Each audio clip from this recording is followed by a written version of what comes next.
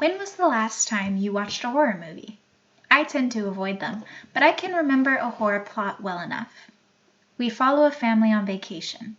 They stay in a beautiful cabin in the middle of nowhere.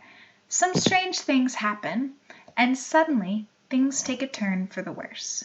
The family goes about making every bad decision, and finally they meet their fate.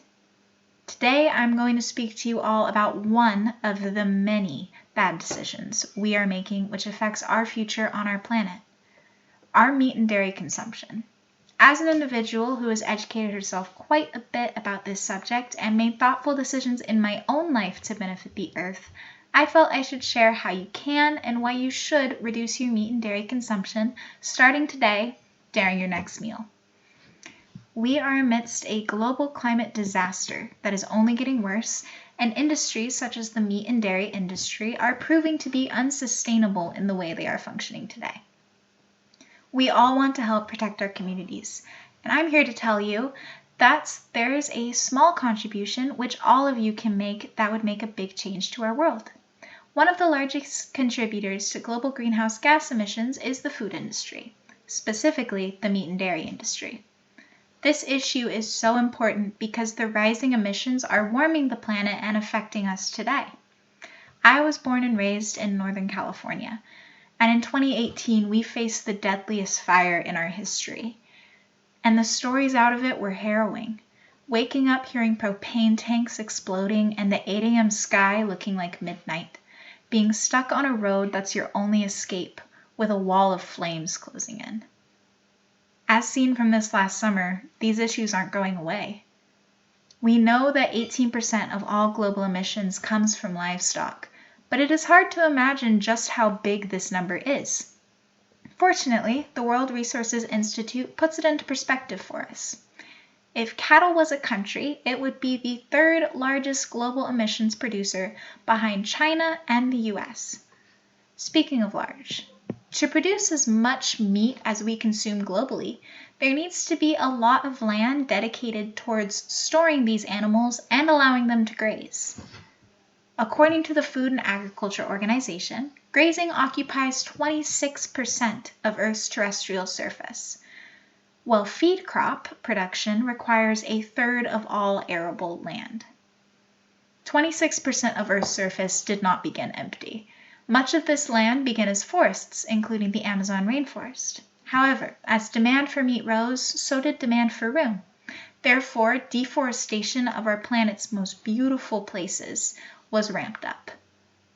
This problem is becoming so intense that according to Yale University, cattle ranching is actually the main driver of deforestation in the Amazon. About 450,000 square kilometers of the Amazon are pastures today.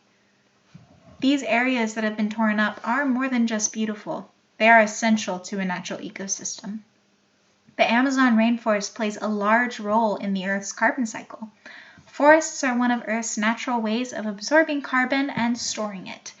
But when we cut down forests, this carbon is released back into Earth's atmosphere, getting rid of our main carbon storage unit and creating more carbon.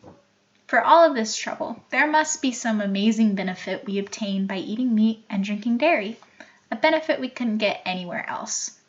This isn't the case. Meat is just bad for you. Red meat has been proven to increase the risk of heart disease and diabetes when eaten often.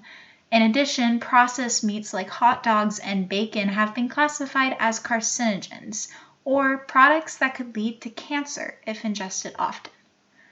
A study published by Harvard explains that one serving of red meat per day as an adolescent increases the chance of breast cancer by 22%.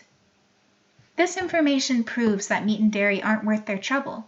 The livestock industry needlessly harms our environment and rips apart communities. But what can we do about it? We must all reduce our meat and dairy consumption in order to make our diets sustainable. The best way to send a clear message is to hit these industries where it hurts, their wallets. Stop buying so much meat. Try to limit the amount of meat and dairy products in your diet. It is so hard to feel like you're making a change, especially against giant corporations. But when you cut down your meat intake by half, you actually are making a difference through reducing your carbon footprint.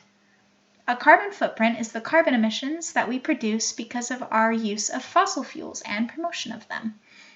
Many things can contribute to your footprint, including driving, electricity, shopping habits, waste, and your diet. We produce a whole lot of emissions in the US, and a big part of this is just how much meat the average American eats. In fact, about 30% of a household's emissions are from meat production. If you lower your meat intake, you're lowering your carbon footprint, which can help slow climate change. Not only are you reducing your carbon footprint, but you're also helping to preserve the forests and jungles we still have left. By reducing your meat consumption, you are sending a message to the corporations who run the industry. The lack of demand will lead to less forests being cut down for the sake of cattle. We will be able to hold on to our beautiful spaces and help them to thrive again. Turning towards a plant-based diet is also good for your overall health. We all worry about living a long life and being healthy during our time on the earth. Therefore, we should be taking every precaution to sustain ourselves and treat our bodies with compassion. Eating a plant-based diet is an obvious route to take and has many benefits. Discover magazine explains that lowered blood pressure, cholesterol, and blood sugar can all be the result of a plant-based diet. This could lead to a lower risk of type 2 diabetes and cardiovascular disease. In addition, plant-based diets are good for your gut. The fiber in veggies promotes a diverse microbiome within your gut, which leads to healthier living and can also help to prevent and manage type 2 diabetes. The benefits of adopting a vegetarian diet can be extreme. Multiple studies have shown that those with a vegetarian diet are 40% less likely to develop cancer later in life. With all of this in mind, I would like to take you all down a couple different roads.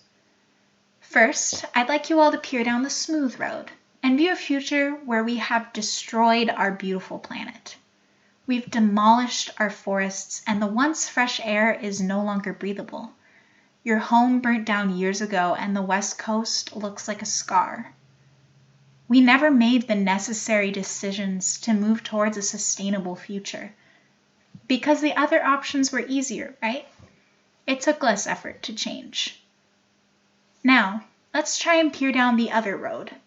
This road is bumpy, but it's brighter, warmer. It leads to a future where we have replanted our forests, we can jog outside without a respirator, we still have the fires, but we've adapted. We've recognized what's good for the earth and therefore good for us. But our first decisions that got us here weren't the giant life-changing decisions. They were the small ones. They were the decisions we made to think about what we were buying, who we were supporting, and about our diets. After these baby steps, it was easier to make the big changes we needed to change our world and our lives. In conclusion, there are many reasons to cut back your meat and dairy consumption. These include limiting your contribution to climate change and personal health benefits. Just reducing your meat consumption by half will help to fight global warming. Let that first baby step be one down the bumpy, brave road, and choose to cut meat from your next meal. Then choose it over and over again. Thank you.